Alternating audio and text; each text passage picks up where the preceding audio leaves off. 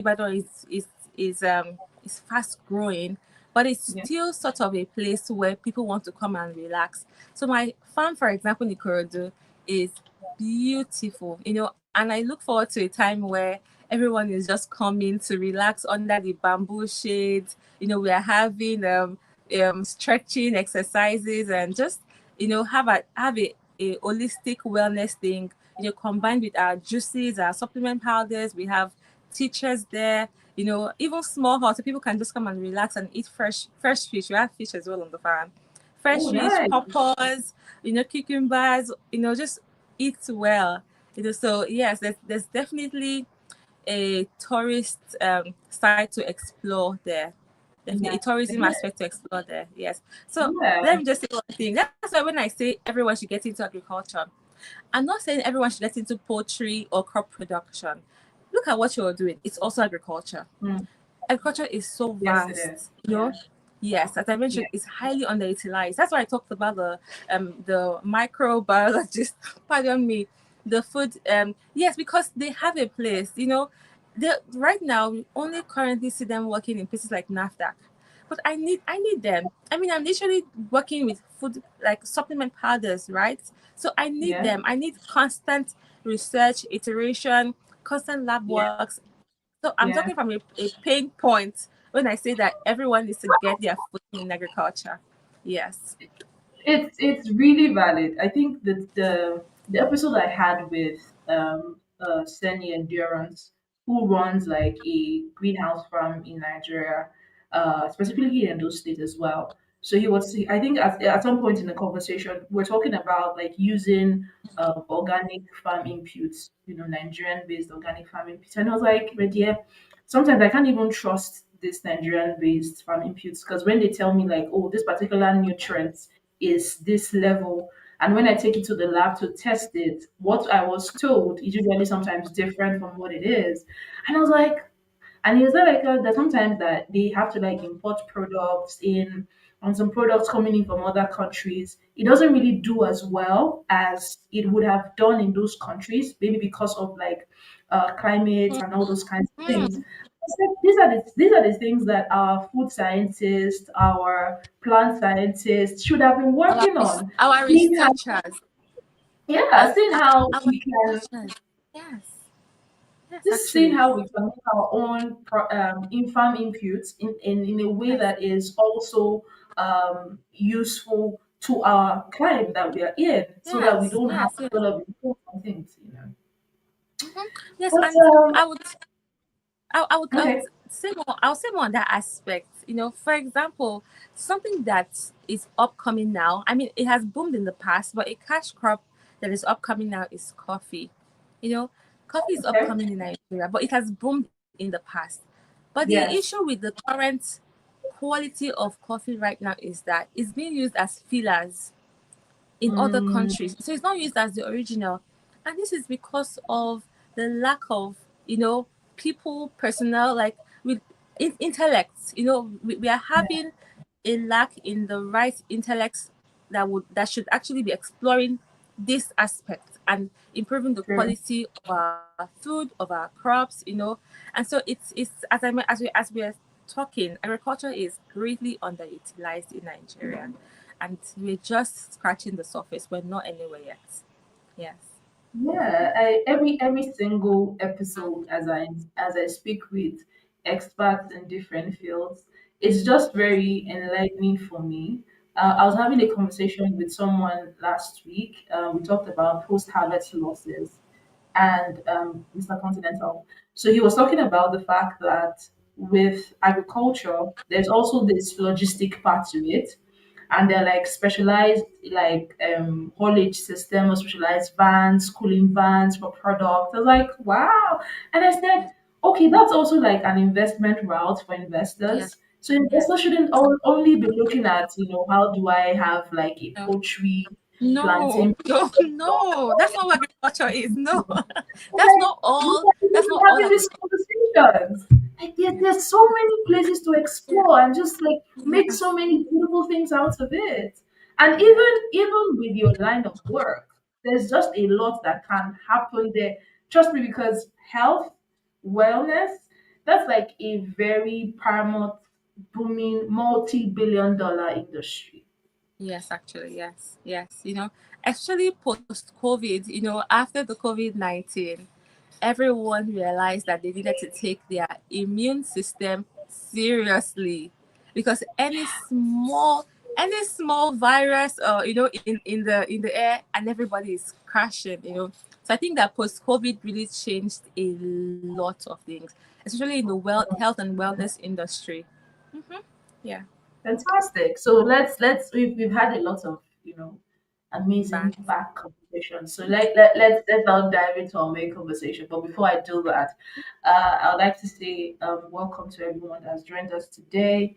I have a very phenomenal guest with me today, Oluwaseun Obadan, and she will be sharing on the subject matter of food as medicine and the power of green supplements and also sustainable farming in Africa.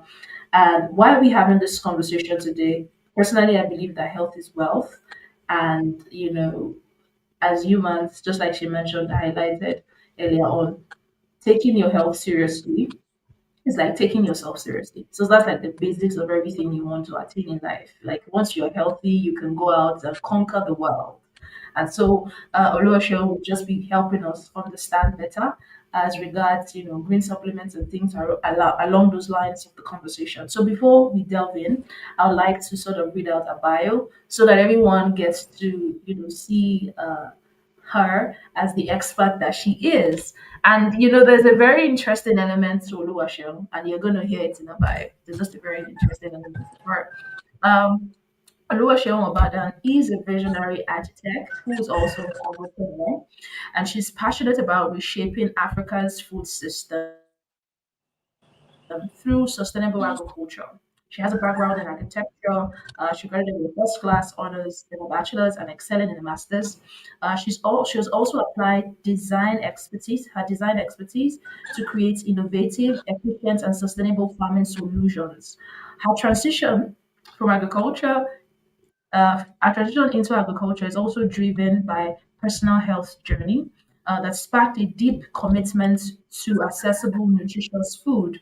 She now works to bridge the gap between traditional farming and modern agriculture innovation, empowering farmers with practical solutions that enhance productivity and food security.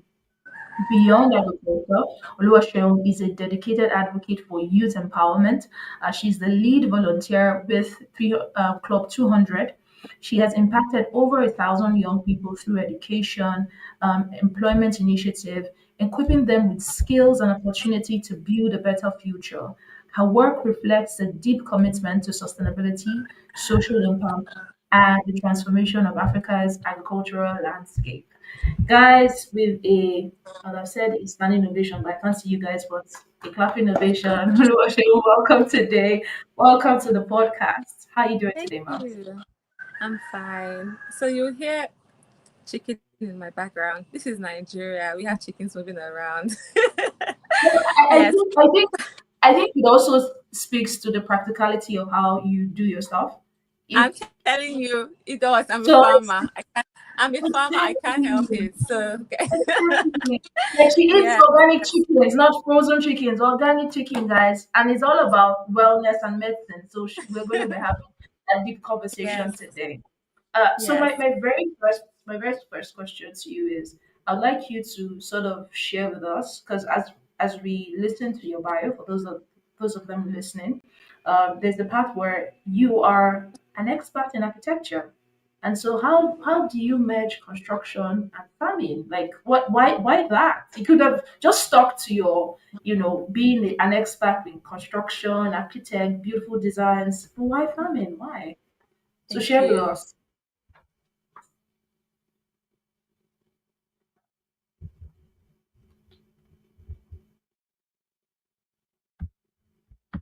Can you hear me, Yeah. please?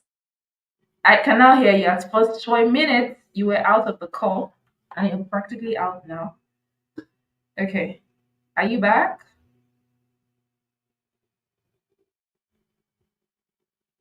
Okay. Shane, are you back? I'm guessing it's the network, but guys, just bear with us. Please do bear with us. I'm thinking it's the network.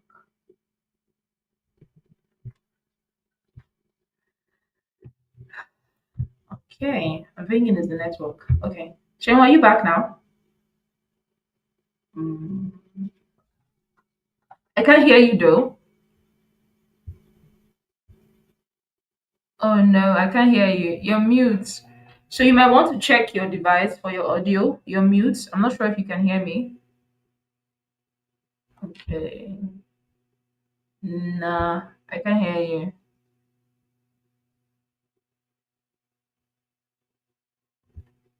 I could hear you a couple of minutes ago. I can hear you now. Uh, nah.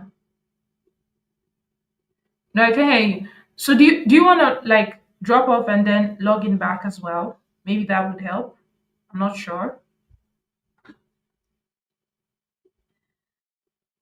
So guys, please just bear with us. Whilst backstage, we're just having like a very interesting conversation, and I was saying to Oluwaseun that I think that agriculture in itself has a lot of value chains within it. And she also said, yeah, that she totally agrees with that because there are lots of there are lots of areas within the agricultural space that has not been utilized and has or even explored.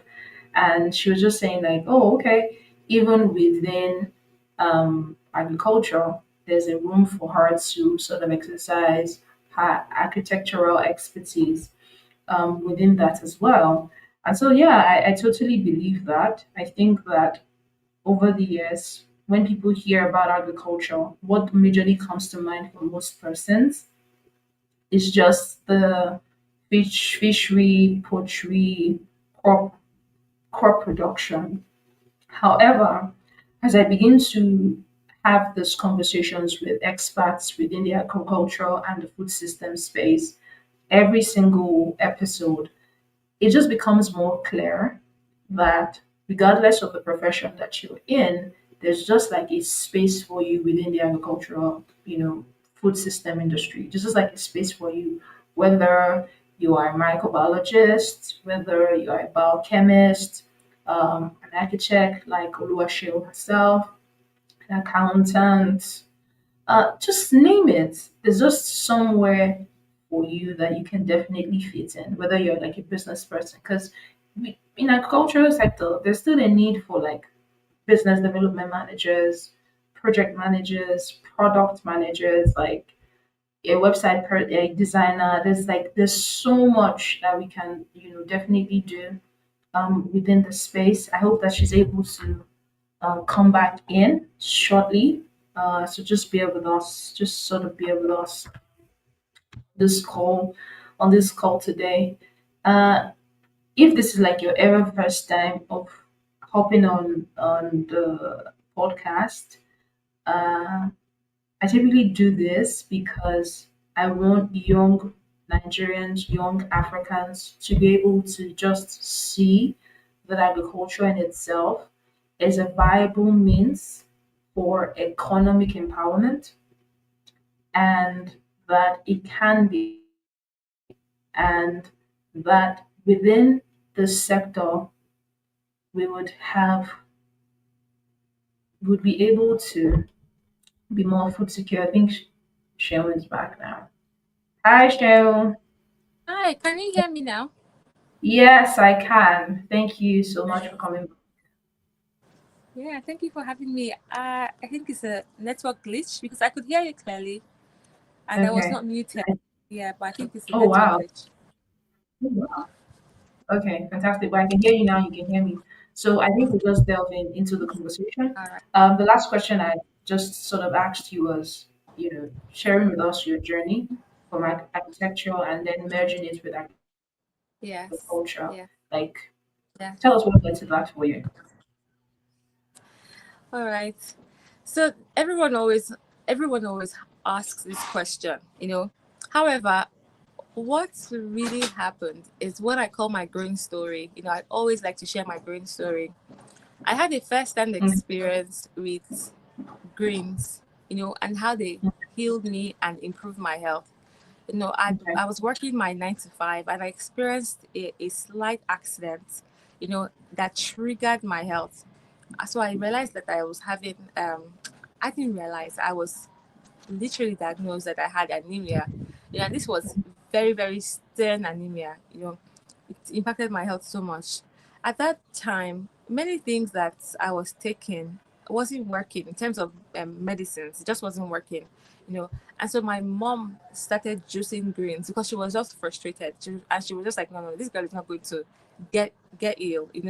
So she just began juicing greens and our African greens for me, and she would sweeten them, but she'll make them so thick and rich. And in no time, my health was just improved.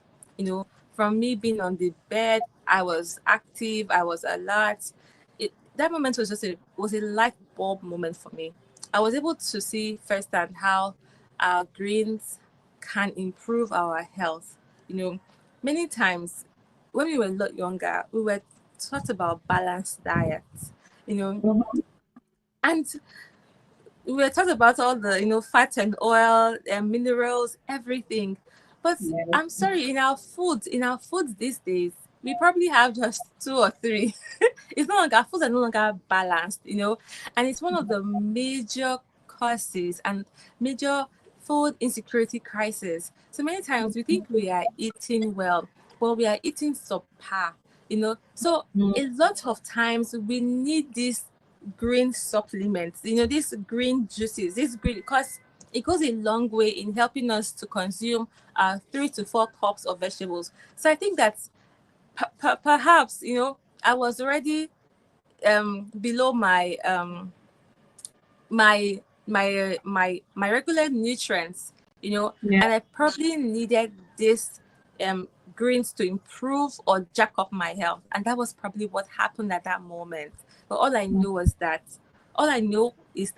I experienced the healing powers of our greens in my personal health, and it was a light bulb moment to help me to see that many times all these illnesses we are having can be it can be improved on, and it can also be prevented, through our greens. So that was what made me, check out agriculture and see that, okay, there's something here, especially um with the rampant and increased illnesses, even amongst young people. If you look at amongst 5 people, you can see, men and women that have illnesses like high blood pressure. Young people Yeah. were not having high blood pressure in the past. You Yeah. see a lot of reproductive health issues. Yes. It has even become a trend. Unfortunately, it has become a trend. And this is because of the many times of our lifestyle, the lifestyle that we have um Mhm. engaged in. It has become tweaked. And we probably need to then find something that can merge with our fast-paced lifestyle. That's where supplements come in, green juices come in, because many times we're not eating well. Many times, many of us are not eating well. Yeah. Wow. I like how you started from the basics and just saying back in the day we were doing balanced diets, and now our diets are no longer balanced. Now, now we are pasta girlies, pasta Yeah, girls. I think now we are now accustomed to eating for like the savory of the food as against Yes, eating for actually for health or eating for yes, wellness. And yeah. just like you rightly mentioned, sometimes when you speak to like most of these holistic health practitioners, they tell you that you are able to reverse certain health conditions by just changing your diet. Yes, yes. They're absolutely right. You are able not just to reverse, but even prevent. Many Oh, times you hear wow. people say that, oh, there's this illness in my genes. There is Yeah, this. family Yes. level. So that's where that's where prevention comes in, because your Yeah. genes only make up about 30%, but your lifestyle makes up 70%. So if you're doing Mm, right by your 70%, you're able to, overturn what your genes are supposed to do in your health. So our lifestyle has just become fast paced, and which is not a bad idea. But mm. with fast paced lifestyle, do we now have to embrace, you know, the new with our fast paced lifestyle so that our health does not suffer with the fast paced lifestyle we have begun to, all partake of. Fantastic, fantastic. I totally agree. Um, Yeah. you shared with us why you sort of started out with focusing on the green supplement. So now I want you to take us much more deeper in this conversation. Sometimes you see like many people farming, the traditional way, and it's just like very labor intensive, right? So how have you been able to sort of incorporate innovation and sustainability within your vegetable farming? Okay. So you are right about saying uh, many farmers are still using the traditional way, and it's highly labor intensive. Yes, it is. Yeah. One of the ways I've been able to incorporate innovation is through irrigation systems. And I'll tell you the story of, Mm, yes, I mean, I might not be able to get a tractor right now, or I might not, although there are cooperatives that have shared tractor systems, I might not have that yeah. at the moment, but there are other things that we can incorporate with. And let me tell you a story of one of, I also work with smallholder farmers, and we adopt Yeah. many of these farmers. We integrate our sustainable farming system into their farms, and we Okay. also, yes, give them inputs as well. Yeah, so I Okay. work with. So I'll tell you a story about one of my farmers. Her name is Okay. Mrs. Fidelis. Yes, when I met Mrs. Fidelis, she had she had, well, hectares of land. Let me just hectares of land. However, Mrs. Fidelis could not plant on her hectares of land because she was literally using a pumping machine and a well. So she would Hmm. put the pumping machine inside the well and run it with generator, and then she would use a hose to wet her farm. Now, don't forget that I mentioned that she has acres. Let's leave that acres. It's a massive farm. How Yeah. long do you think she'll be able to wet that acres of farm? It's going to take her a whole week. She's going to start on one portion to another portion to another. Do you understand? And Yeah. use and now let's imagine a plant like ugu, for example, fluted pumpkin leaves that should be watered twice a day. Should be on a steady irrigation system, being watered twice a day, and you're wetting ugu just like 1 hour in 1 week because you still have a lot to water in your land. Mm. That literally makes your efficiency zero. I'm sorry, you Mm. you will not be efficient. True. Your crops will not grow as much as they should grow. So innovation comes into play when you from for me, for example, when I'm working with irrigation systems, whether it's drip irrigation, whether it's the rain irrigation, whether it's the lay pipes. So I use irrigation on my farm. It goes a long way because water is key when you're planting. Water is very, very important. And then I also farm open land as well. So that's one of the innovative things I do. Aside from that, our African crops are drought resistant. you know Yeah. yes, they are. So it means that they are stubborn. It means that they're stubborn. They can They're resilient. They're yeah, resilient. yes, yes, they are resilient. Thank you. They Yeah. can withstand harsh, and harsh Constant. temperate Yes. weather conditions. Yes. So that's one of the things that I plant. I literally am planting African vegetables because of their medicinal values. They are highly medicinal. However, we also work with things like neem leaves. So we because we farm sustainably. Organically, zero chemicals. We don't use chemicals in our farming. You know, We don't use chemicals. We don't use chemicals. Yes.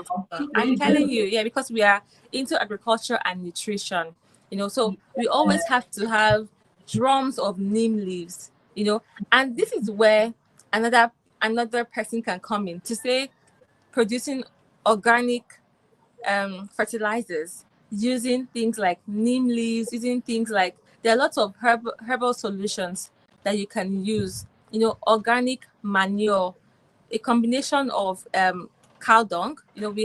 My family is in Ikorodu. I'm currently in Ikorodu. Yeah, yes. So a combination of dry cow dung, combined with your foliage and waste is important for the earth. So we have to always dry those things out. I wouldn't say that it's innovation in that aspect, but that's one of the things that we use. There are definitely innovative measures that can be put to enhance those kind of things and make them much more useful. So that's where another founder can come in and work on that.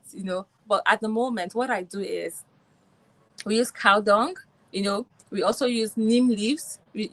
Neem leaf solution, and we use a lot of irrigation systems on our farm to improve the efficiency of our farming.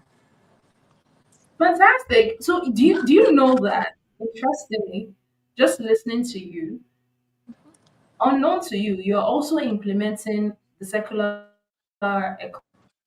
economy strategy, which is also about reduce, reuse, right? So cow dung Yes. that should have just been maybe packed somewhere, you're reusing it. Yes. It's going back to the system, efficiency, even regular like decomposed waste when they're decomposed, you still use it as like organic manure. Still, Yes. you're still creating a lot of Yes. value, feeding the value, a lot of value. So that's still innovation. It's just like basically because we don't have so much machineries to make the process easy for you, but it's sort of it's Exactly. still innovative. But if we Exactly. had like special Exactly. dryers, special dryers to like help dry the cow dung faster, that's still Exactly. innovation. But now there are no Exactly. dryers there, where Yeah. you're using the salt. It's still We innovative. have You're to just depend. using We what have you to depend have on the to sun. We have to make it spread our work. cow dung on large land, and dry them with the sun. Yes, but definitely it's still innovative because we are still Yeah, it utilizing, is. yes, other value added. We are still making cow dung, into a value added product, which is organic It manure. is. Hmm. It is. Most of the organic manures that are bought, what exactly is it? It's those things. It's like, Yes, for instance, it's a mixture. the waste liters from poultry, right? Waste liters from Yes, poultry. yes, Because when you go to poultry facility, they are usually like sawdust that they spread, especially if they are exactly. not in cages. Yes, So yes. when those liters are packed, it's Hmm. still organic. It's manure is Yes, yes, there. It's still organic. yes, yes, So yes. definitely, so I'll it's I'll not say a that. circular economy. Yeah, the only issue that many organic farmers, have, especially the Nigerian Organic Association, they have issues with poultry waste because their ideology is that poultry consumes a lot of antibiotics. You know, so if poultry is consuming Uh, antibiotics, yes, their droplets definitely have a lot of medicine, and chemicals in them. Yes, but so that is, yes, where they come from. Unlike cows that majorly feed yeah, on grass. Yes, grasses. do you understand? Yes. So it's like Green their to own green. exact right, right, green to green. Yes. So it's more it's much more better for the grasses. I'll tell you something that if you put wet poultry manure on your plants will die. It's going to be toxic for your plant. So you really have to take it through an entire drying process, like a very, very stringent dry process. Yeah. Yes. The uric acid within it, just using it fresh is too much. So It's that's too typically why. much. It's too much. Yes. Yeah. Yes. So that's typically why. Fantastic. Yeah. So my next question to you is: I know that every business or every enterprise, there's sort of like challenges. In your case, what has been like your biggest challenge that you Okay. have faced in growing your vegetables sustainably, and how you've been able Yes. to work through that? So let me try to face these challenges, because currently, while we farm, or we ensure that we have a good hold of our farming process because of how we farm, we also process, So I'm going to go Mhm. into the farming process, into the farming, into the processing, and even into the logistics. So Mm, that's it. Yeah. So there's a lot of challenges in every stage of the business. In the mm, farming process, for example, my challenge that I have faced is there are not a lot of farmers that want to farm sustainably. So that's number one. mm, Then secondly is that majority of farmers are still using subsistent farming methods. And yeah. so even though the crops that we plant can be planted throughout the year, because of climate change, you'll find that these farmers have dry spell days. I cannot Mm, just depend on my own farm, so I adopt other farms. But the yeah. other farms that I adopt, you'll find that in from December to the beginning of February. Yeah. Please, are you there? Yes, I am. I'm here. Okay, it looks like the line went off. Are you there, Peace? I am. I am. I am. I'm here. Hi, Sure, I'm Peace, are you here. there? Yes, Cheryl. Yes, Oh, okay. I'm here, Cheryl. Don't worry. Just speak. I'm trying to call me. Okay.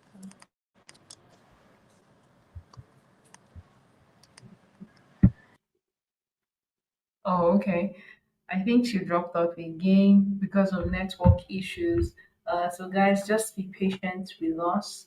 Sheil would definitely join the conversation again, but I hope that you're learning a bit from it. And it's just quite interesting to just see um, how she's also sort of incorporating circular economy in the work that she does, having to choose to use cow dung for manure as against just using inorganic manure for that as well. That's just a beautiful thing to see, and just typically when I asked about challenges um, to every speaker or every person that I'm interviewing is just to also help see where the gaps are and also what can be done in terms of bridging that gap and just making things much more seamless, particularly in the area where that speaker or that guest is an expert in. And just having to just hear that, I think that every agricultural engineer that would listen to this, please try and sort out and look for ways to then maybe create machines that will make it much more easy. Um, but just thinking about it off the top of my head, I'm almost tempted to think that it might be like a special dryer that can be used. However, if not special, but I think that a regular dryer as well can also be created to just help with that process as well. Yeah, I think an incinerator. Just call it incinerator. Or furnace like of honors can be used so that just helps to save time because I can imagine them spreading cow dungs for it to be dried out by the sun. So what happens when it's like raining season in Nigeria? And in rainy season typically, especially in some parts of the country, it rains for days on end. So any agricultural engineer listening on this call, if there's not a device for that yet, please try and work on something. Like just work on something that can be utilized. All right. Welcome back. Thank you. And thank you everyone for your patience. I'm really glad. You know, thank you for staying tuned. This You're is welcome. yeah. These are some of the issues that we have here. This network glitches and all that. It's quite understandable. Okay, so you were talking about the challenges in the different aspects of your business, from Yes. production, processing, and even distribution. So Thank just you. Yes. Yeah, so I was starting first with production, which is a farming and the farm production. One Yeah. of the challenges we have is not firstly, I mentioned that many of the farmers are farming with subsistent methods, you know, Yeah. and what this does for them is they have dry sprout periods during the year, despite Mm. having annual crops. Despite Okay. having annual crops, you find that they're having dry crop periods throughout the entire year. Yeah. So I'm going to continue speaking. I don't know if you can still hear me. Of course, just keep speaking. We can hear you. Okay, thank you. Okay, great. Okay, yes, and this really affects production a lot. You know, imagine I'm depending. Let me just give you my own personal case study. You know, So just in Ikorodu, we work with over five farmers, yes, or five farms, and in the month of January, we could only get produce from our farm and another farm. So that means the three other farmers had nothing to offer because it was Hamatan and the the sun was drying up all their produce. They were not even able Mm. to farm. It just became a wiser decision for them not to farm because majority of them are depending on the rain. They're depending on you know um a stream that will get dried during their matan, a well that will get dried during their matan, and so without water there is no farming actually. So Yeah. many of them are not able to sustain their farming during some seasons of the year, such as the Yeah. Amatan or dry season. So this really impacts our production in process. So if I'm supposed to produce, you're supposed to produce perhaps 3,000 packs of my supplements. It's unlikely that I'll be able to do that because of the water. Mm. Wow. Wow. That's, oh, man. I can imagine. I can just imagine how being heavily dependent on seasonality of like the weather to then make crop production unsustainable in itself. I could definitely imagine that. I can just imagine that. Huh. I think that's just hearing her talk about this makes me feel like there's still a lot that needs to be done within this space. I just feel like there's still a lot that needs to be done within this space. And yeah, I was just analyzing, how agricultural engineers should work on providing maybe dung dryers or organic manure. It shouldn't be called dung dryers. It doesn't sound fancy. I think maybe something nice. Someone will come up with a nice name for it. But however, just hearing her talk about that, I think there's a lot that can be done with the cooperative thing.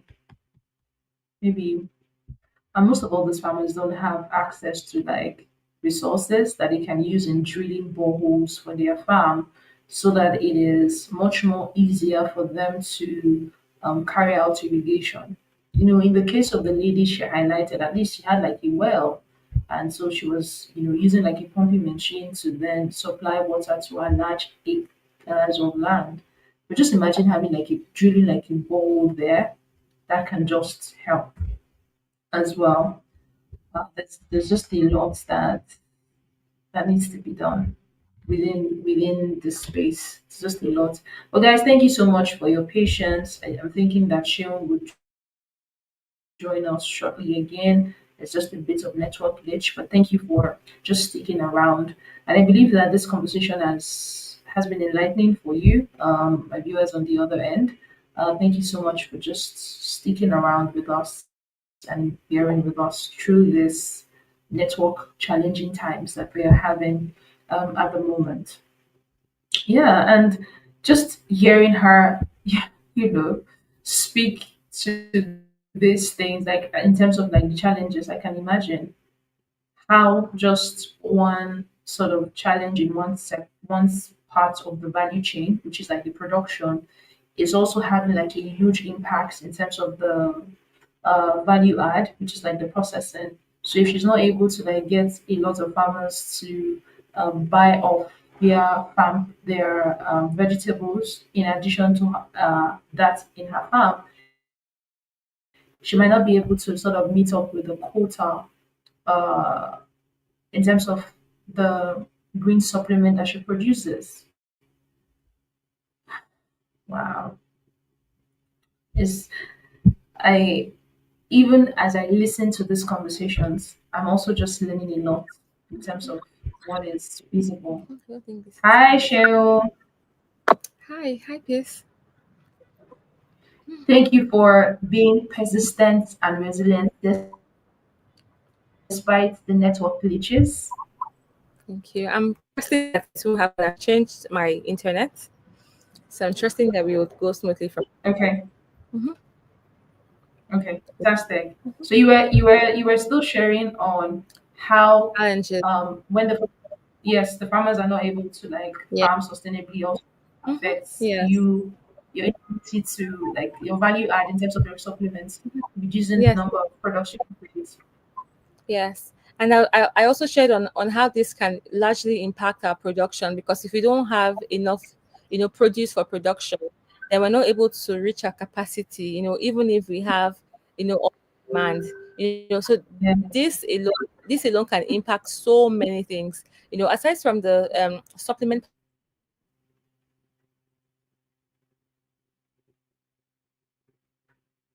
Wow.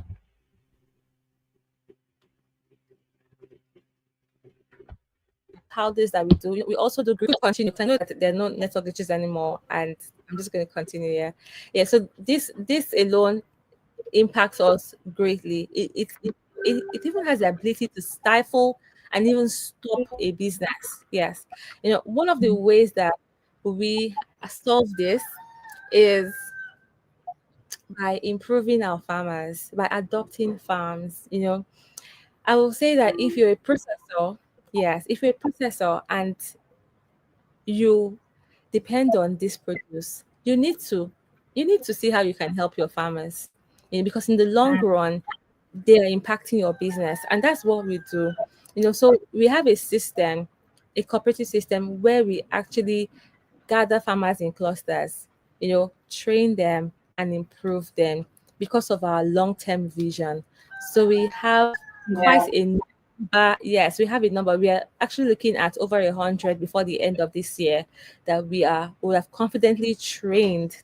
Yes, because it's a real issue. I just told you that just in the month of January, and it's a cycle. I've been here for 5 years in this business for 5 years, and I realized that it's a consistent cycle of every December, January, there's no produce. That's even for my own vegetables, right? What about for Yeah. people that are doing tomatoes and pepper? You find that in June, there's Mm. hype, right? So Yeah.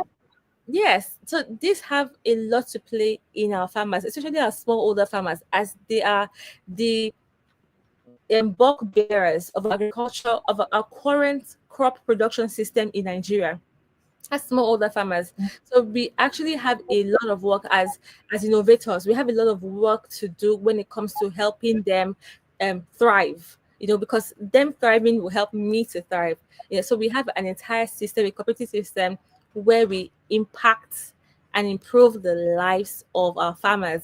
I will tell you that the farmers I've been working with some farmers for over 5 years. I started working with them. They couldn't even take their children through university, and now they have children in the university because from using a well, or as they call them locally, conga, as they call them locally, they are now able to use irrigation. They have light on their farms. They are able to reduce their usage of generator, and now they're using light. So it's a drastic change, and that it has improved my farming production, and I just see a continued improvement for us as well. Another challenge we face, I mean, amongst small, well, medium businesses, I would say is funding. I know that Mm. people are overstretched.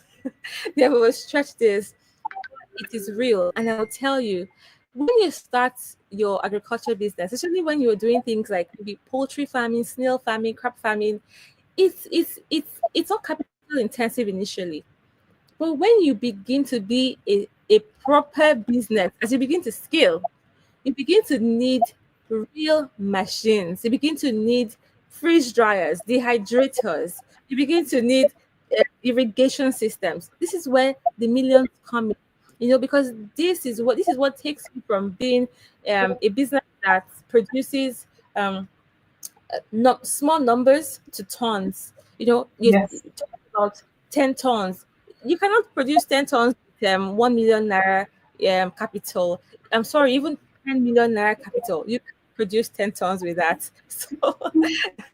So yes, and so whenever I see a lot of grants for agriculture businesses, and many of them are trying, so I have to give them accolades. But they can do better, especially our government Yeah.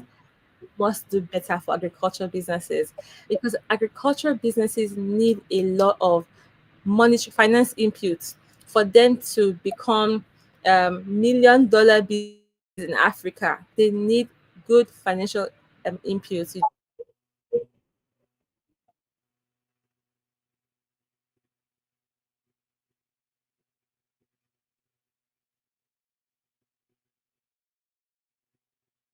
Mm.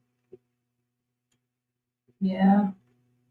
Starting out might be cheap, but, but as you go along, in terms of just like processing, it becomes much more capital intensive, as highlighted. Okay, are, are we back? Yes, we are. We're here. All right, great. Yes. So one of the ways that I tackle this challenge is to I start with where I am. I have to keep my books in place. I have to manage my finances. I have to structure my business. You know, because there's a difference between a business that is structured and a business that is structured. If I'm not structuring my business, my finances will be flying over my head. I wouldn't know. At the end of the month, I would realize that I don't have money to pay my staff. I don't have money to do it, to buy new things, new bottles, new things from my business. So it's structuring my business and ensuring continued improved structuring is how I stay afloat. Little things like knowing when you're having delivery days, knowing when you're having delivery days for your um, retail companies, knowing when you're having production days. Just putting a structure on your business would help you to keep your business afloat when you're having financial issues. Putting your books together, budgeting for the month, sticking on your budget, revising your budget. It would even help you to know if you need to speak to that business partner, like for me, for example, is a supermarket, to know, oh, I have to increase my pricing because I'm looking at my budget, I'm looking at my books, and it looks like my operations are coming close to my revenue. So being a structured business, it goes a long way, especially when you're not yet where your finances needs to be. It helps you to stay afloat. It helps you not to um, quit your business. I'll mention one more challenge. Actually, there's so many is coming to mind. Gosh. I'll mention two more challenges. Another Okay. challenge I have faced is storage. Oh Lord, this is real. For someone like me, yes, thankfully, okay, let me tell the story, then I'll tell the solution. I have from the beginning, I never used to work with the powdered supplements that we now do. We had um, our fresh vegetables that we will send to clients. And let me tell you the story of our powdered vegetables so everyone can know. During the COVID-19, in the deep of the COVID-19, many people knew that I farm organically, and they began to ask for herbal solutions that they can use to boost their immunity, because that was what they needed at that point.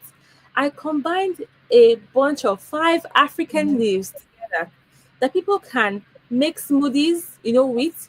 I told them make smoothies with this. Use um fluted pumpkin leaves, Malabar spinach, amaranth, garden egg leaves, things that I had learned that have high folates. They boost your oxygen level, they increase your strength, your energy levels. And I told people to use them to make smoothies. So it was a DIY thing. Make smoothies with these leaves, and but they were fresh leaves were combined together. Now you would know, you would know, everyone would know that the heat in Nigeria is much. Imagine me sending fresh leaves to somebody in Tedo, for example, from Ikorodu. The leaves would have turned brown. The impact of heat on the leaves will cause the leaves to turn brown. The water content of the leaves will come out, and mess up freshly harvested leaves. And this was an issue that I faced at the beginning of my business. We had a major storage issue. So two ways I combated this was, firstly, I turned these leaves into powder form. Powder forms have a longer shelf life. So that was just an initiative I had to take because of the problem that I was in. And these leaves, the testimonials that I have, especially of this lady, our entire family had COVID-19, and just her taking the leaves improved the health of a family of five. And she even shares a testimonial. I have a video testimony of that. So I had to turn these leaves into powder form that have a longer shelf life. Now that is a that is probably the final solution to take, but there are other things to take, such as the cooling vans. You know, for me, for example, I'm going to advertise this business. They're called Eco Tutu. I hope they give me my accolades for advertising them. Eco Tutu, Eco Tutu, yes, they work with a cooling bags, and they have ice cells, that businesses like mine can adopt. So when I'm sending my vegetables to retail stores, because we retail across the island at the moment, we have to utilize these cooling bags and these ice cells. When I'm sending my smoothies, you can ask my current customers, and I have very good retained customers that have been with me from time memorial. They always get their produce frozen, and I don't use pure water ice block. No, I make use of the ice cells. I make use of the insulated bags that another business was able to, create. However, in the beginning, when Ecosoto didn't have that, I really suffered this challenge. So I'll just reiterate four things I spoke on. I spoke on number one, subsistent farming has become a challenge. It has. The second thing is finance. Finance is a major stronghold. Then number three is storage. Yeah, yes. But I've been able to overcome those things, although there are levels to overcoming them. So there's still much more to do. Yes. Fantastic, fantastic. Just hearing you, talk on these questions that have been asked is just showing how resilient you are as a business person and how innovative you are as well. Because when you discover that you could no longer store your vegetables, it just hits you like, okay, what else can you do to also ensure that you're in business? And that's how, you sort of transitioned more or leaned more into creating the powder green powder supplements for people. Okay, now this is taking us to our very next question, which is, the green supplement thing is gaining a bit of popularity. However, many do not understand the benefit of it. So there are still a lot of people that are still shying away from it, like, oh, why should I do that? It doesn't taste nice. Da, da, da, da. My palate is not accustomed to that. Da, da, da, da. So how do I want you to sort of share more on this? Mm-hmm. The green supplements contributes to like better nutrition and overall health and wellness. Mm-hmm. All right. Thank you so much, please, for that question. As we had spoken earlier on, we spoke about balanced diets. Yeah. About how our diets are no longer balanced. Yeah, our diets are no longer balanced. Uh, Majority of people are no longer consuming fruits. As a Mhm. young child, I consumed fruit every day. I will tell you that probably to a drastic measure, because I could eat 12 oranges at a sitting. Maybe it was because of the availability, maybe because things were more slow paced at that time of our lives. However, everyone is trying to make money and trying to blow. Yes. Yeah. So since the world has become fast paced, we need to adopt fast paced solutions that can be ingrained into our health. Yeah. Nobody is eating well. Let's be honest with ourselves. Yeah. And the bottom line of not eating well is illness. Mm. Now, if I'm going to expand on it, you're not just not eating well, you're also not sleeping well. And you need to be able to even do one or the other. If you to, you should either sleep. Yes, right. So with a fast-paced world is where supplement comes in. This is where people need to tell themselves the truth. In the words of Victoria Orenzi, I don't know if you know her. She says, "Tell Yeah. yourself the truth. I will tell myself the truth." Yes. So we need to tell ourselves the truth that we wake up in the morning and we are out. And so where does your 3 to 4 cups of veggies come in? You're supposed to consume at least 3 to 4 cups of veggies. Where does that come in? Does that come in where you're eating rice and stew and plantain? Or does that, or when you're eating your pasta or your noodles? So if Mm. you had, for example, our Green Life Mix sachets are combined with veggie powders, mixed with baobab leaves and fruit, all natural. And it's easy for you to pop that into your water, shake and drink, and that goes a long way for you. So while I hear many people say you should still take your fruits. Yes, I'm a big believer of that. We actually sell and incorporate weekly fruit boxes into our product line because we want people to take their fruits, but we also want to be realistic with the times, what is happening now. I'll give another example. A lot of special needs children, they find it hard taking their veggies as vegetables, eating them, or even eating their fruit. If you could pour it into a liquid form and they think they're drinking water, but it's easy for them to consume without them overthinking it or making a of it, your child will be healthy. If you could pour vegetable powder into your child's pap, or a beetroot powder into your child's pap, mix it becomes a pink pap. They're excited. I'm taking pink pap, but it's pap that is packed with nutrients. It goes a long way. So I would say that supplements come in the present times that we are in, which is fast paced. So Mm. perhaps when we get into a more slower paced period, which I don't see coming, which I don't see coming, but we have to integrate useful measures so that we do not find ourselves falling ill. People's stress levels are so high and they're Yeah. not doing anything about it. A lot of medicines, I'll give you an example. Scent leaf, what you call ephedrine, scent leaf has a calming effect on the body. So imagine taking a scent leaf tea or a scent leaf juice or a powder that has scent leaf. Your body will be forced to be in a state of rest. So do you understand? Your Yeah. hormones will be balanced. It also has hormone balancing properties. A lot of these issues that people are having, you would find a many women, because of stress, they're not able to menstruate. They're not able to undergo their regular um menstruation, and it's just stress. It's our life. It's lifestyle. That's all it is. It's just lifestyle. So if we all come into the knowledge and the truth that we are all experiencing a fast-paced lifestyle, we need to tell ourselves the truth and incorporate things that can now bring sanity and balance in a way to our present time. And that's where supplements, that's where juices, teas, that's where they come in. Wow.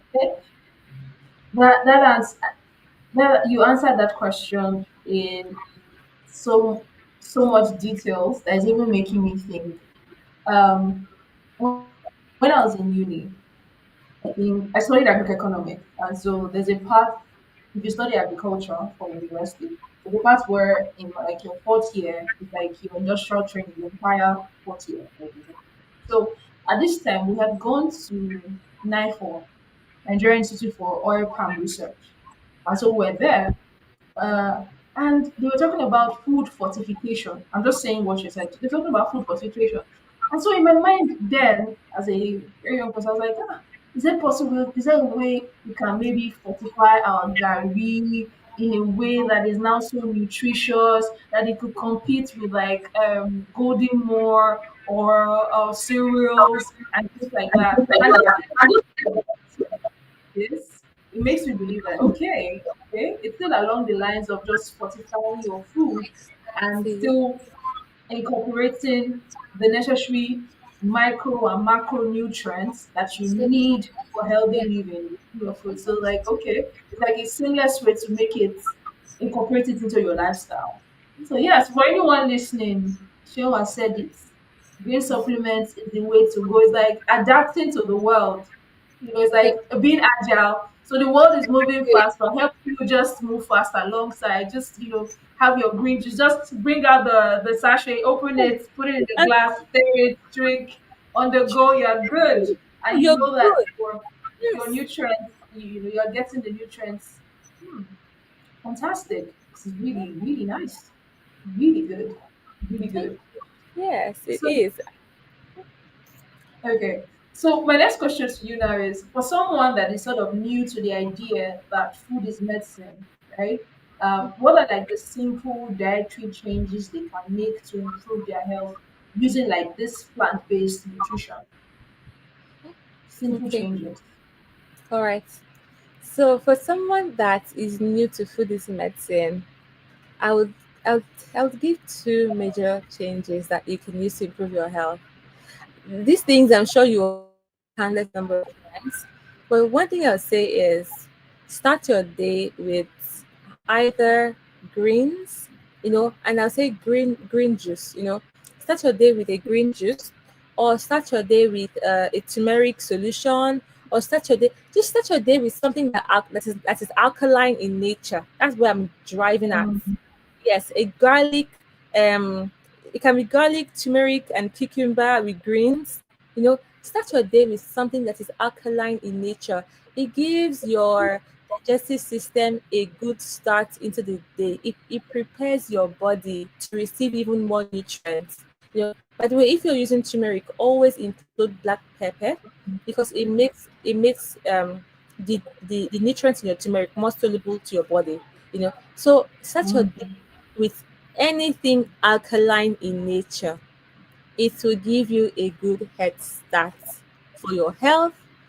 For us, for example, we have a simple mixture. We call it the blood tonic. So we have immunity shots, and we have juices as well. Aside from our powders, we still make juices and smoothies with these herbal leaves, and we encourage wow. people to take one per day and take it early in the morning before you even do anything. You can take it on room temperature. You can also take it pour it in warm water, and take it. When you're going to bed, drink some form of tea. It can be a simple tea like a hibiscus and guava tea. Guava leaves are so healthy. Nigeria is blessed. Everything that we need in that we need to incorporate our lifestyle is around us. It's not far. It's not ashwagandha. I'm sorry, I love ashwagandha, but I'm just telling you that it is right here. And people that love ashwagandha, I love ashwagandha as well. I'm telling you that. But I'm just telling you, you don't have to go far. You don't have to go far to improve your health to get what you want. Let us enjoy local foods. Enjoy your soursop leaves are very, very healthy. They're very good for see they have people that have terminal illnesses. They're very good for things like that. Do you understand? So we need to enjoy local. So you can start your day with green juice, end your day with a calming tea. So a green juice is an example of it can be a fluted pumpkin green juice that alkalinizes your body and ends your day with a calming tea. So once you do those two Mm, things, it sets you fantastic. up. How it sets you up, it keeps your bowel movement excellent. Yes, I know this is not exactly a health talk, but you need to have It at is. least It is. Food is medicine. It is. yes. You need to have bowel movement at least once a day. At least. Many people are having once in 3 days. You're setting up yourself for illness. You're storing toxins in your body. So once you do those two things, aside from every other thing you want to do, exercise, taking walks, once you do those two things, you're setting up your bowel movement to excel. You know, you know, do the do at least once or even twice a day, which is very important for your health. You're going to keep your body in a calm state, which will help to improve your sleep levels. Sleep is so good. A lot of times, what disturbs our sleep levels are hormonal imbalance. So our body reacts to stress. And sometimes we can bring our body back to a good level by what we're consuming. So if you're doing those two things, your body would gradually come back into a state of calmness, and you'll begin to sleep better. You have improved sleep. Improved sleep will make you be more efficient and more productive at your work, and it will also make your body recover. So our body has capacity to recover it by itself, but it has to be in the best state possible.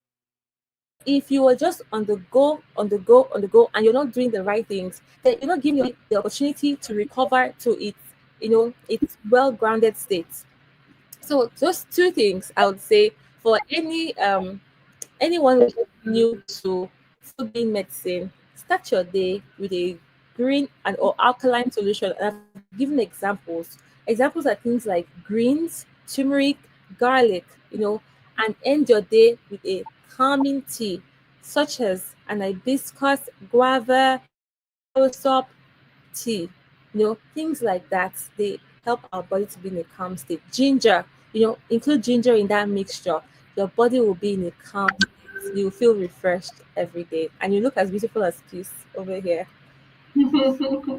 Fantastic, fantastic. Just thinking about it, and I'm like, is this the reason why it feels as though Asians are sort of maybe living longer or looking younger? Because these things you just mentioned, like this turmeric, garlic, these are like things that they sort of incorporate into their lifestyle.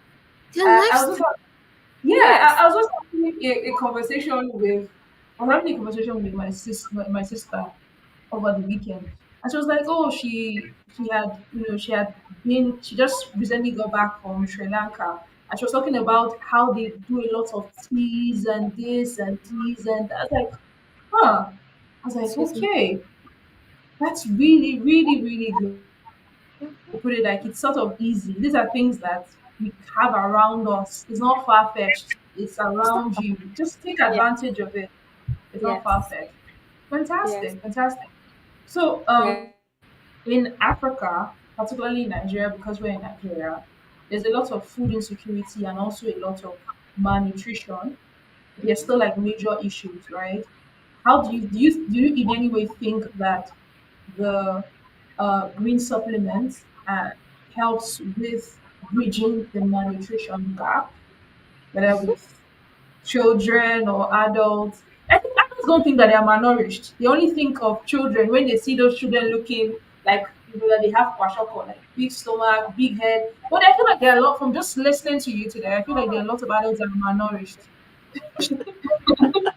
You know why I'm laughing? Because actually, many people are malnourished. I want to say everybody.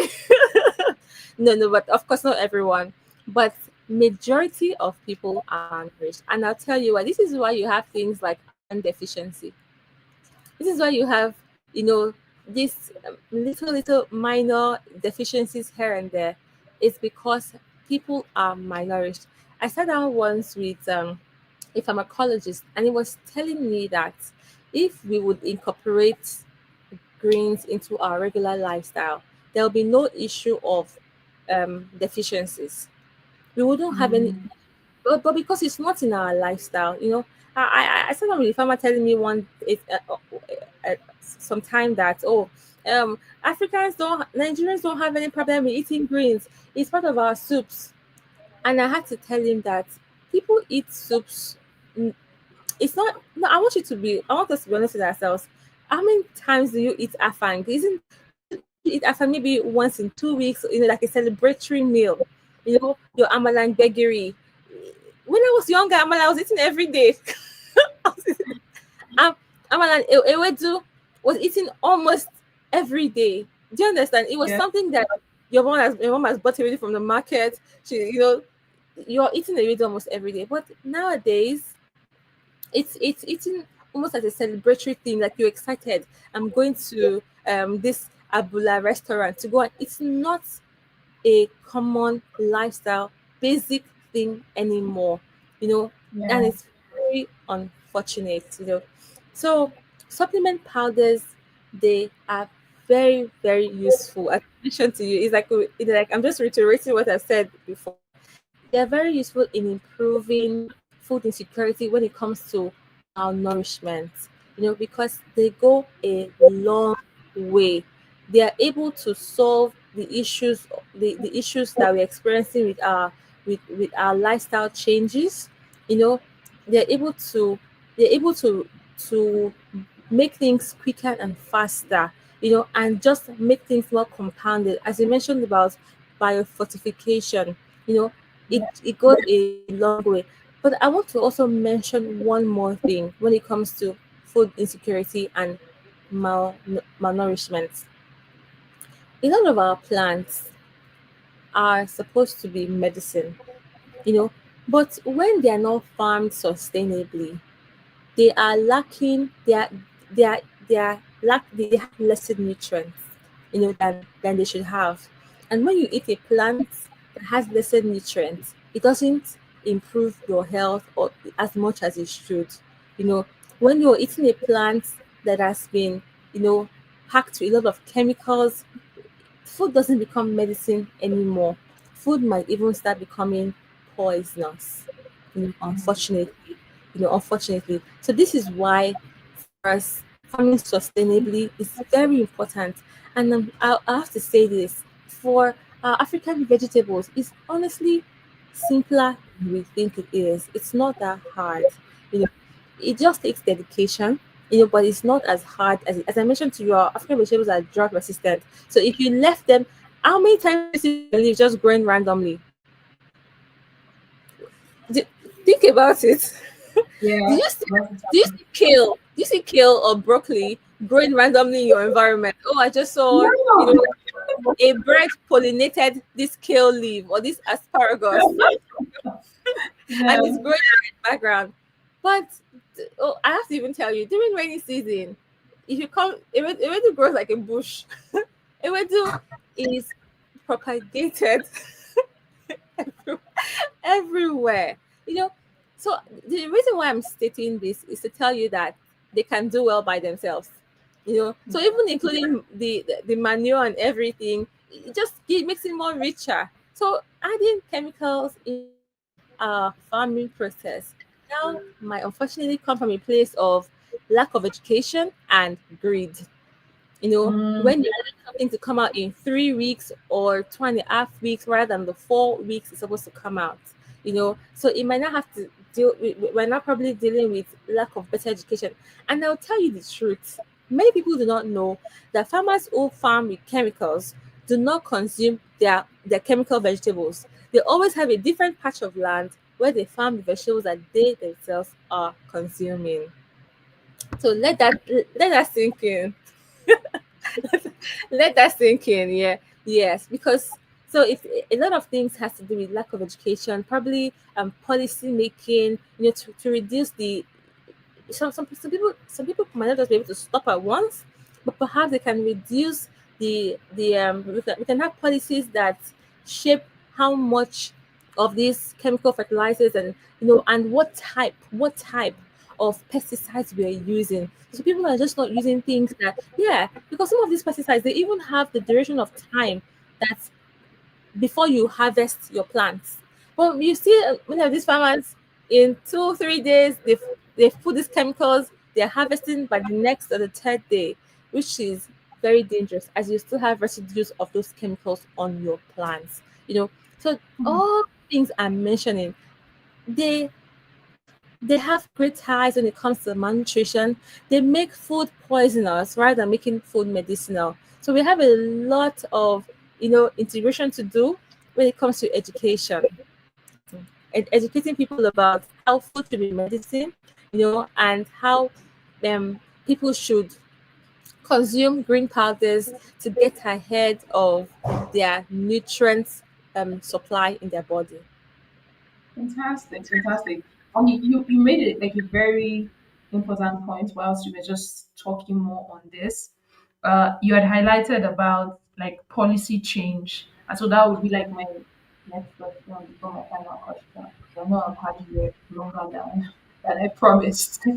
Uh, so in terms of like policy, what policy changes or initiatives would you like to see that you consider would encourage more sustainable farming and also like better access to more nutritious foods? What policy changes would you like to see? Okay. And so let's just say, just imagine like a policymaker is going to hear this. What would you Yeah. say to a Uh, policymaker? as a business person, the first thing that comes to my mind as a business person is to create is seamless processes. You know, Okay. seamless processes. When it comes to certifications. When it comes to yes, and I say seamless, so that you're not using about 8 months to get your certification. I say 8 months, but some people are using 1 year. It's more Yes. than. Yeah, can you imagine that? Yes. So that's the first thing that comes to mind. I think that we need for us to have a better food system, a better food ecosystem. For entrepreneurs to thrive, we need to create better systems where things are seamless. Yes, I believe in standardization. I do. But I have to say that some of these things, they're so hard, they're so laborious, they don't even make you want to start the process. When you hear that there's a middleman agent, the agent will then direct you to this person, then you have to bring, a lot of things that are not even, in short, that are not even feasible. The long list that you have to bring, I don't want to mention names, but there's a long list that you have to bring for some certification. Is just it's unnecessary. It's as if it seems as if they're setting you up not to get this certification. That's how it seems on the side of the business person, you know. So I think that that's the first thing. We need to make our business environment more livable, so that more entrepreneurs can come up and they can most especially they can thrive. you know yeah, so I'm all up for standardization, but I would say that let's make it more livable. Let's have ecosystems where we can thrive. I'll also say that the government should encourage young people to go farming so we need policies like that. And I will tell you something. When I started farming, as you mentioned, I have a first class in architecture, and even in my master's degree, I have a first class. So when I started farming, do you want me to tell you how my parents felt when they heard I'm going into when I when I told them, or when they realized my seriousness about my agricultural venture? They were not pleased. Let me just leave that there. It was I, now the I, I totally understand. I'll tell why before you let me just chime in a bit before you continue.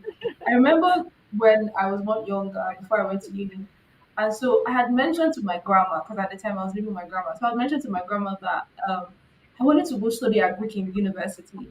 And my grandma said to me, like, what kind of rubbish is that? Like, don't I see that when I follow her to the hospital for her regular routine check? Don't I thank see the you, young people that come to attend to her? Like, is thank it you, forbidden if I become such a doctor that she doesn't have to, have those people attend to her that I can personally attend to her? I was like, yeah, everybody's called out to do different things. I don't think that's like my thing. So I totally understand that, thank that you. part of it.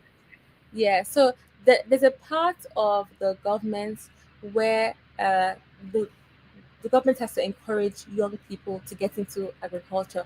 And as I mentioned earlier on, it doesn't have to be um, um, crop farming or poultry farming or pigs or it's so diverse. So we need to encourage innovation in agriculture because agriculture is very possible to be the new oil of Nigeria and even Africa.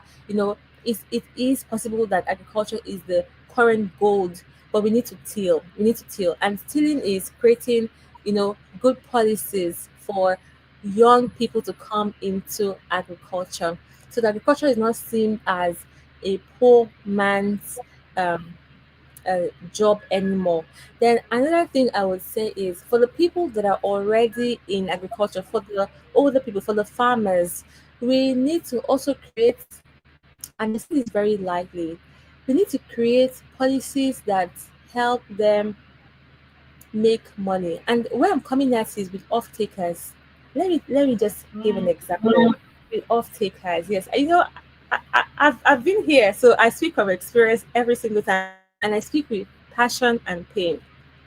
You find a lot of people that come for exportation, exportation of coffee or cash crops.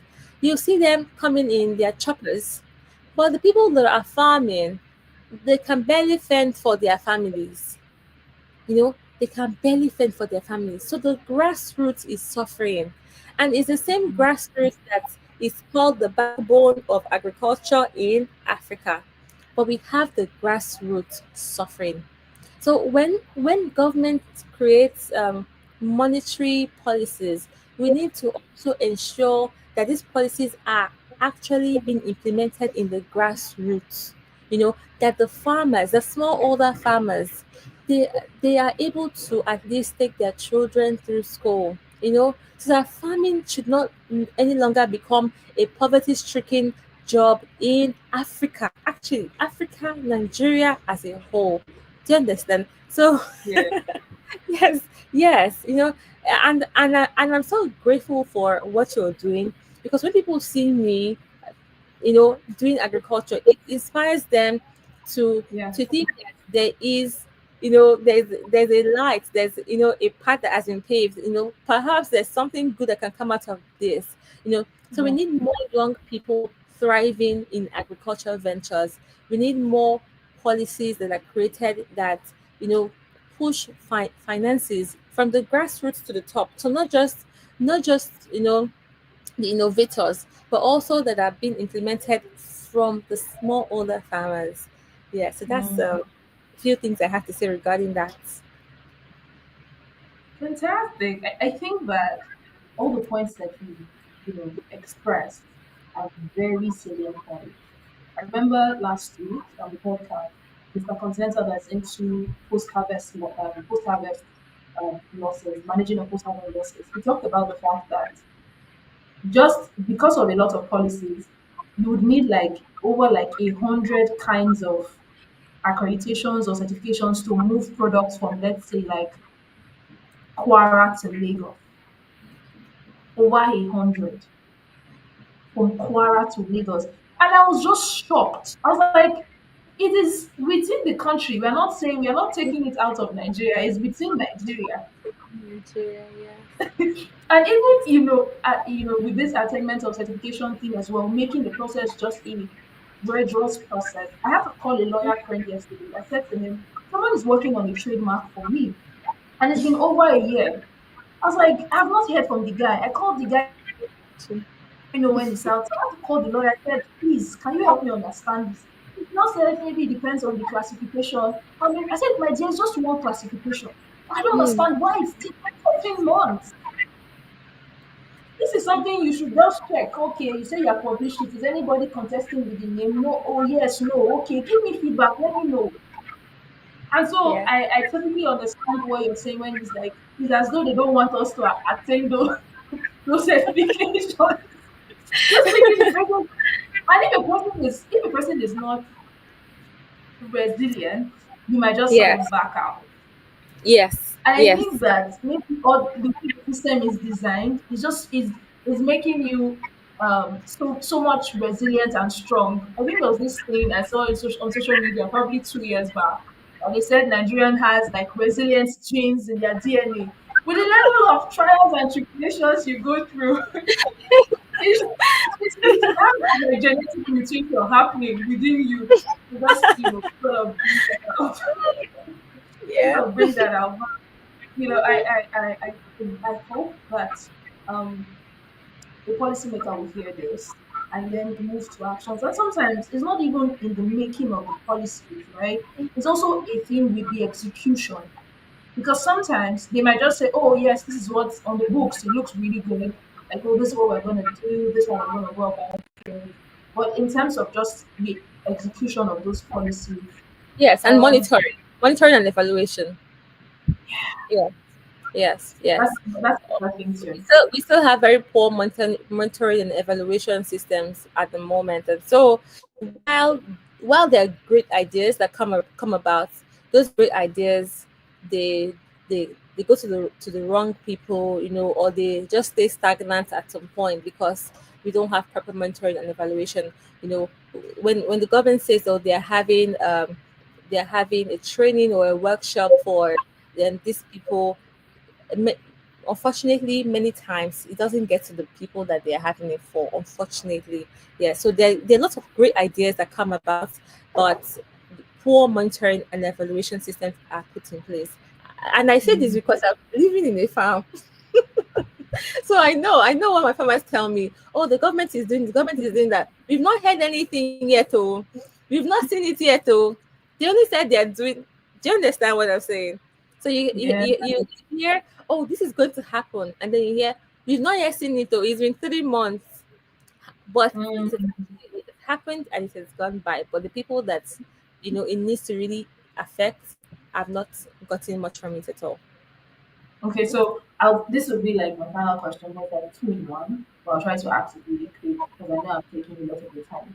The first part of it is for any aspiring agro entrepreneur struggling to get started, what would you give as an advice to them, particularly to people sort of looking into maybe vegetable farming or even wellness and holistic side of the food system?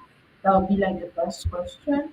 The second one would then be for any person also listening to this, what do you think are like the three simple steps they can take to just help improve their health with plant-based nutrition supplements? So those are just the two things.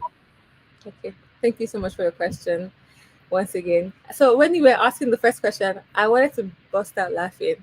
You know, You should, you could. because while I have good answers, if you catch me on a bad day when I'm stressed and tired, I would not advise you to go into agriculture. I'm not sorry. If you catch me on the days where I want to give up, no, no, no. But today is a good day, so let's get into it. Yes. So my advice for anyone who wants to get into agriculture, or so a couple of things come to mind. The first thing is you have to be resilient. If you Yeah. believe in what you're doing, so that means you have to believe in what you're doing. That means you have to have done your work. You Yeah. have to have done your research. You have to. So the first thing is that you have to be resilient. You have to keep at it. I mean, people say that know when to stop. Yes, but don't stop when you're already there. Sometimes we stop too early. So be resilient and fight for your vision. The Mm. second thing I would advise that really helps you to have a soft landing is collaboration. Collaboration helps you to have a soft landing, and it helps you to move fast and far. When you're doing something by yourself, you will, if you get tired, this is going to pick you up. But when you have people you can leverage on, you have other businesses you can leverage on. So this simple advice can go as far as saying join communities.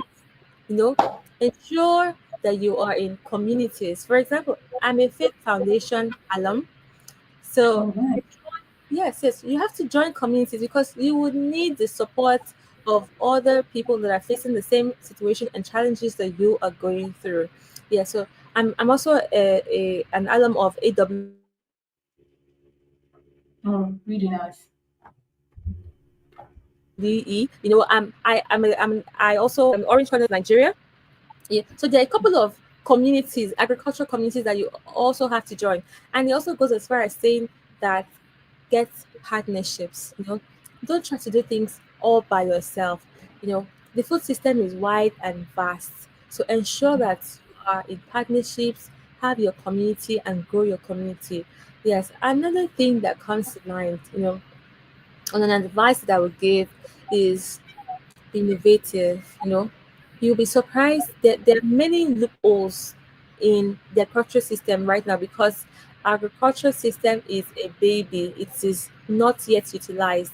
So it can be greatly cultivated and tilled. So there's so many things you can do. You don't have to follow everyone. You know, you can sit back and think there might be a byproduct of cassava, you know, that is a chemical function that can improve a certain aspect. You might not have to do gari. You know, it might be the fortification of gari. It can be gari biscuits. You know, maybe there's a gari biscuit that you can combine and taste good. You know, so I want, There is, there is like the local one. yeah, Like really, yeah, there's like the very local one. What is the name they call it? I don't know like the English name, but there's like a local name for it. Something ikoka or something. So it's like white, it's dried. They don't call it like gari biscuit, but like white is dried and people eat it. yes. I mean, I'm going to tell you, I like gari, so I love gari. Yes, and gari it has a lot of fiber, so gari is not a bad food. Our local food are not bad. Yes. Then staying back on the first question, stay innovative. You know, when you're innovative, it helps you to rise to the top faster than if you do things in a subsistent or mundane way. You know, of course, regular things like be hardworking, you know, show up every day. You know, showing up does not mean you are happy to show up, but you show up. As I mentioned to you, I have this where I'm telling I'm not interested in this business anymore. Yes, and lastly, have a heart for people. Have people at heart. If you have people at heart, you will do things right and ethical. You know, you will do things in an ethical way. You know, so it's very, very important for you to have, of course, you want to make money, but also have a heart for people. You know, it helps you to do things in a very ethical way and it will give you longevity in your business. Your business will be sustained for a longer time. Yeah. So on the other question that Peace had mentioned about an advice for people that are on plant-based diets. Now, this advice I'm about to give, the first one I'm about to give is a bit wonderful, but I'll give it anyways. Okay.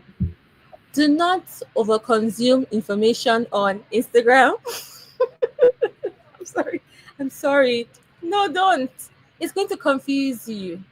Don't do that. Don't overconsume information. Stay on the basics. The basics are consume your greens, consume your fruits, exercise, take walks, sleep well. Stay on the basics. Every other thing is going to leave you filled with anxiety and fear and confusion. So do not overconsume information. That is the biggest challenge I have with the older generation. Yes, do not overconsume. One day beetroot is good, the next day it has a chemical toxin that if you have to boil it before you do this, don't overconsume. So that's the first thing I'll say.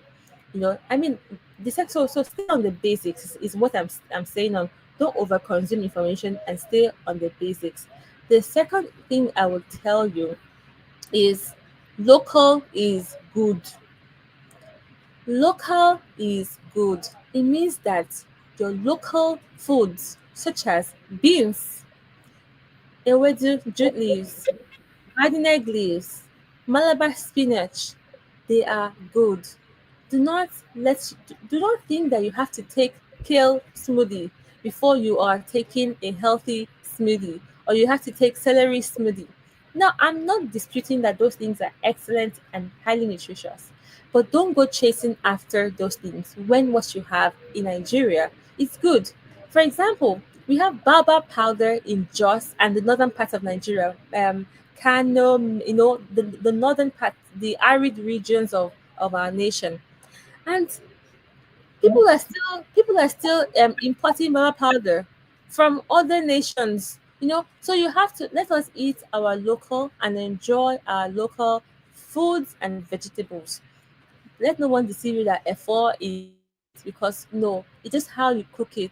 Afang is good. Sorry, I like my vegetables and I like my fruits. Yes, so afang is good. Your purples, your mangoes, eat them and eat them well. And lastly, I would say try to avoid chronic stress.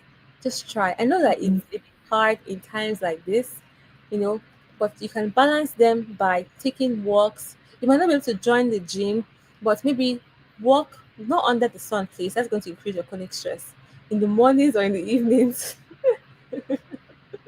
Yeah, so I'm very with you. Pardon me. Yeah. So avoid chronic stress. Chronic stress Yeah. is one of main causes of terminal illnesses. Now, note I said Yeah. terminal illnesses.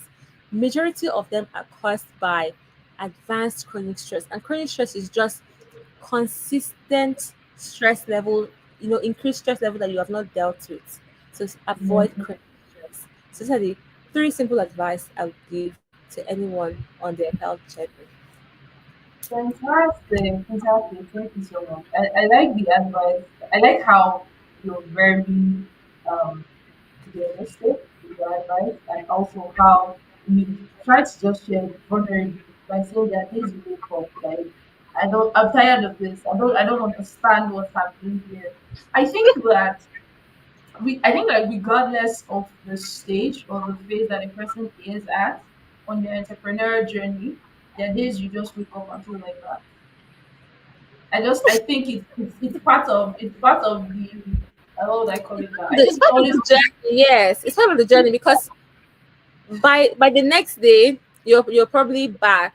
Sometimes it might take you more than a day, but before you know it, you're back. It's just when I mean, I'll give you a funny example that happened last year into this year. We had an overall of meters, like of meters in our community, in our farm community. So the electricity guys were changing all the meters. Despite they changed ours, they didn't connect our lights for more than 2 months. Now, I want you to realize how that impacted me. Yes, yes. So for more than 2 months, we didn't have lights on the farm and the factory, because I have a processing factory that I work in. Yes, we didn't have light there. So you can imagine how that impacted my mental health, especially.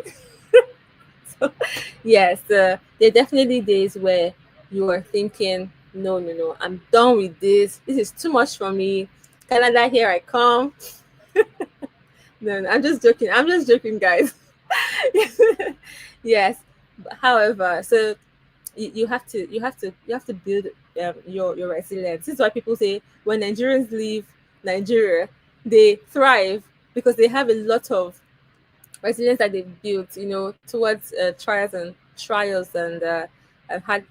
hardships. Yeah, but it's part of it.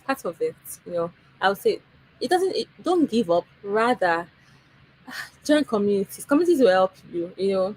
Communities will help you. They provide fundings that would make things easier for you. And they would also make you laugh too and encourage you during the hard times. Yes, and share what you're doing with your friends. Don't be an island. No, don't be an entrepreneurship journey. You cannot afford to be an island. It's going to make you, the word that comes to my mind is devastated. Yes, don't be an island. Share with your friends. You'll be so amazed that many people, especially your friends and family, they are one of the biggest back backup system for young, and especially young entrepreneurs. Especially when it comes to finances, they will finance your vision when they know that you're a serious person. Yeah, so yeah. share your visions with your friends your loved ones and your family and your community. Yes. Fantastic, fantastic, fantastic. I like how to be part of community. I was talking to someone in couple of Wednesday, and was just sharing how the journey is just tedious, and I was like, this is not the year where you build your life. This is the year where you become a part of the community. Because sometimes, even if they're not able to like maybe give you outright advice or things, but just hearing them also share their story of like their struggles, you sort of feel like, okay, whatever it is that I'm going through is not unique to me.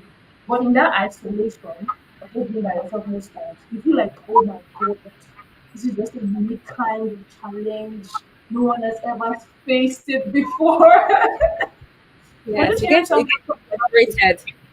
yeah, just I can't even imagining it that you were without power for 2 months. It's making my head feel like it's heavy. I'm imagining it. It's making my Yeah. because I feel like a huge chunk of what you do is particularly for your processing. It's Yes. related to power. So Yes. in that period, how are you women? I'm like, oh God, Jesus, Jesus, Jesus. Yeah. I don't even want to reflect back on those times because they were a toll on my mental health. Yeah. So yeah, situations will arise, and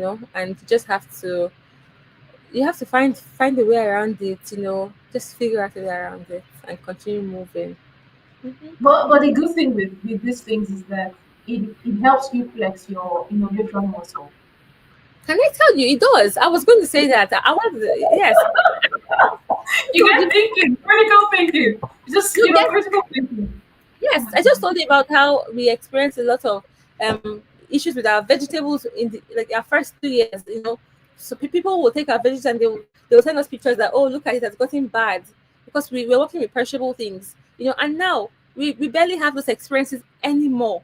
It gets your brain thinking, and it gets you thinking fast because it's either you think fast or you are out of the business. It's either you think Mm, fast or you think out. I'm getting out of here. Yeah, so it gets you thinking fast. And it spurs innovation, and innovation is where you need to be. You need to be innovative. Yeah, so it mm. definitely does that. But from what you've also said, I also think that there's also like place for like continuous learning along the journey. Because that's Yes. like new knowledge help you're able to sort of navigate challenges that will come Yes. along, Yes. along Yes. Yes. Yes. I'll speak to that. I would say that for me, for example, the the vision will keep unveiling to you as you move. So you might not have, or what you even had might not be even where you are right now. So sometimes you just know at the beginning that, oh, I want to improve the health of Africans and Nigerians with greens, but you might not even know the diversified products that might come out of that single vision statement. And so as you keep going, it keeps unveiling itself to you. Yeah, and that's been my story so far.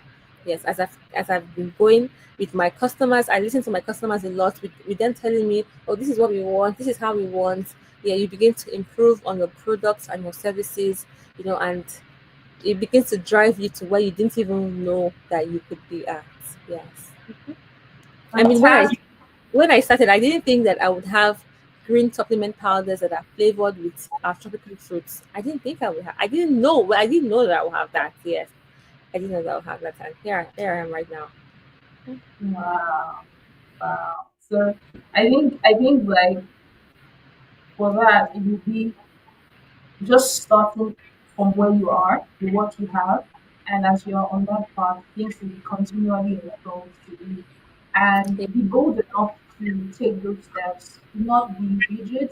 Allow yourself to be flexible. Because imagine you not sort of listening to your customers and just saying, this is what's in my mind, this is what the patient should be about, this is what we are about, blah, blah, blah, blah, blah. You won't have sort of moved into the areas where you're the sort of diversification within the product lines that you have, right? Yeah. So there's also place for being open-minded and also listening to the customers because You might be seeing things, a lot of things that you're not seeing, and a lot of prospects. But I also think that in a way, there's also should be a way to balance that out in a way. There should also be a way to balance that out. So what I mean by this is, Okay. I remember saying to you when we got on the call, are you there? I remember saying to you when we got on the call that just looking at your architectural background, I can just sort of think of, oh, how you could go into like, smart greenhouses, designing I was almost farming, like, yeah, that looks good, but it's we're headed there, that looks good. So there should be a part where you're a bit conservative. So this is where I'm at now. Whilst I Exactly. work, let's Yes. just stay. So I think Yes. there's that need to sort So of balance I think it out. I think that where I was I think that where I'll talk on is the vision is for you. The vision is Okay. not to be crafted by another person. But Mm, yes, but entertain, advice. And again, the products and the solution are not for you. They are for the consumers and the customer. So you must pay attention to the customer and the consumers. The solution is not all about you. It's not about you, right? It's not about you. It's mhm. about people. It's about data analysis. It's not about you. So you Data, cannot yes. you cannot think that it's about you. That would be very myopic. But the vision is what you as a visionary, or if you have another person as a visionary, must craft. But the solution is for the consumers and the customer. Yeah. Mm, Yeah. So that's where you pay attention. You pay attention to your customers, hear what they are saying, listen to them, do a lot of analysis, be data driven, yes. But for the vision, please, when it comes to the vision, you're the one that's crafting it. Stay on what you want to do. Stay on what you want to do. Yeah, except somebody's advice can be tied into what you're already doing, then by all means take it. So I want you to realize that I said two things: vision and solution. Vision yeah. is an overhead, solution and nitty gritty. So they're two different things entirely. Fantastic. It's been such an amazing time just engaging and It's, interacting with it's you thoroughly today. enjoyed myself. Thank you, thank you. And guys, please, for any person that is listening on this call that would want to try out your supplements, because a lot of people will hear about you and your product for the very first time. So, how can they connect with you? How can they make purchases? And Yes. what are like, because we talked about typical little steps that people can take. So for a Yes. person that wants to play, Oluwaseun was talked about food as medicine today. I would like to like try out some of our products. What would be like the top three that you say, okay, it's like an introductory, session for starters for them, and how can they connect with you to sort of get it? Yes. So our supplement powders are exciting right now. While I would jump at you trying them, I would say follow us on Instagram and stay stay abreast of what we're doing. Our Instagram Okay, handle is arso.farms. Yes, you can okay, follow us on Instagram. Yes. So but the three things that I would say you can try. Number one are immunity shots. So we have three variants of the immunity shots right now. Yes, and all our shots are tasty. They're flavored and they're all natural. They're flavored with fruits. They're not flavored with dates. They're not flavored with yes, they're flavored with just fruits. So we have immunity shots that have turmeric. That have scent leaf. That have spinach. That have black pepper. Try our immunity shots, and they come in pack. And they're quite affordable. So I would advise you to try, get on our immunity shoots, take them daily.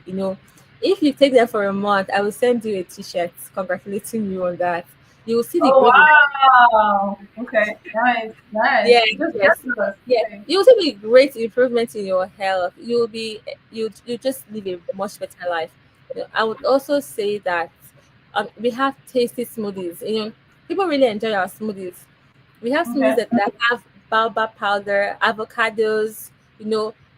So for people that find avocado icky, I would tell you to try our smoothie. And I'll tell you this, I'm saying this here, money back guarantee. Yes, Mm, Monday to wow, Friday. that's Yeah, okay. Okay. and I'm not Nice. bluffing. So you can try our breakfast smoothies. Our breakfast smoothies have three variants. Right now is mango season, so you can try the one that is mango. That's currently my favorite. But some other people like the ones that have apple and avocado. But I like the one with mango and avocado, and there's also pineapple and avocado, and it's a breakfast smoothie. It just means that it is meal replacement. So that's what breakfast means. It's great for Mm, intermittent fasting. It's a meal replacement smoothie. So I would advise that you can take them. We also have juices. We have our blood tonic juices, which literally fluted pumpkin leaves, apples, and cucumbers. Of course, it has ginger and other things, but very simple alkaline juices. You can try if you are more on a sweet tooth. We have this tasty juice that has scent leaf or sugarcane. Now, imagine a herbal and minty, gingery thing, but it's sweet. This is excellent. Now, this one will help you stay your hormones get balance. It's also good for the male and female reproductive health. So you can try our sugarcane. It's called basil bliss, African basil bliss. You can try that as well. And the last thing is you can make your veggies. We have our prepped convenient veggie packs. So unlike unlike the open markets where you have to probably go there and slice your veggies, we have gone ahead to clean, prep. They're literally crispy. It's not wet. It's just amazing, and it makes your kitchen turnout time easy. It just makes you pour your vegetables straight into your pot and make that steamed vegetable meal you want to make. You can put your vegetables in your porridge, in your sauces. You don't have to make afang or eforiro like me. I like afang and rice, you know, and it just even and we have all the variants of our Nigerian vegetables from water leaf to garden egg leaves, and they all come prepped. We also retail in stores. If you are aware of Hartley's, One Source Mart, Pick and Pay, we retail in stores, and we're moving into many more stores before the end of the year. So these are the three products I would say you should steal. But for our green powders, follow us. I'll let you know where you should try them. okay, fantastic. So, guys, the very first thing you should do is follow on Instagram. There Yes, you see. arso.farms. ARS Also, dot FARMS. fantastic. So please follow, and you respond swiftly on the DMs. Trust me, you respond swiftly on the DMs. So please. Thank you. Thank you. It's my team. It's not, no, it's not just me. I know If that's what I said. That's what I said. They said they respond quickly on DM, so yes, we do. Yes, you won't be left hanging there for a long we time. will So do. definitely attempt to swiftly. Thank you once again, Oluwaseun, for sharing with us today. It's been such an inspiring and also an enlightening conversation. Just interacting and engaging with you this morning today. Thank you, thank you, thank you. Sorry, please, I must commend you. I've thoroughly enjoyed myself. You went live in such a smooth way that I didn't even know we had gone live. You know, So I must commend you. You are doing an excellent job. I believe that we must give more voices to people that are doing excellent things, and that is exactly what you're doing.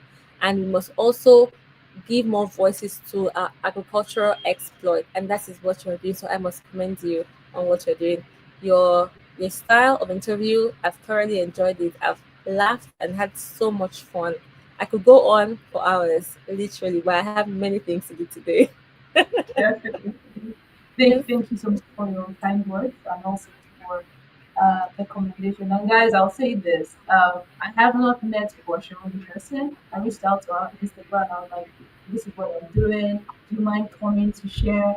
And like I said, the response was really fast.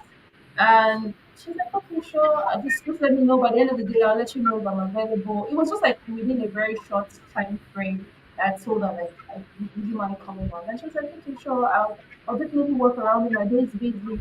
And true to her word, she worked on it, and where she is today, just sharing. And I'll say to you, I know that you've commended me. It's not a matter of reciprocity now, but I am absolutely blown. Like when you talk on the phone today, I was like, I'm absolutely blown by just knowing that you could just be enjoying architecture in bliss. and just not necessarily come over here, but you chose to sort of, use your expertise that you also work with in architecture, also in agriculture. And you could have as well said, oh, when you had the health condition, just cured yourself and you're fine, and not thinking about how maybe other people that would maybe sort of face similar challenges would have fared with it. And you could have just, lived your life, but you saw the need and you took the lead, and in your own way, you're making the world a better place with what you do and even your enterprise. So thank you. Thank you so much. Thank you. Thank you. Thank you. Thank you for Thank you. that. I appreciate it.